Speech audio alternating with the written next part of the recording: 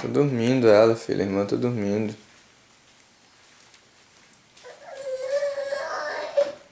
O que foi? O que você quer? Thalita? O que você quer? Hã? Hã? Entrega o burro pro papai entender o que você tá falando. Quer, mãe? Você quer o quê? É? Cadê ela? Cadê? Tá dormindo? Entrega isso aí ao papai, que isso aí é muito pesado pra bater na irmã.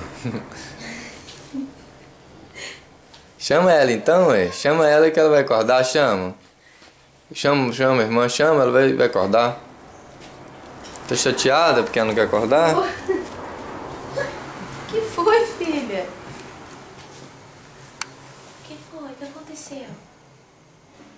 Me conta. Não quer falar, não? Solução para todos os problemas. O que aconteceu? Quer tomar café?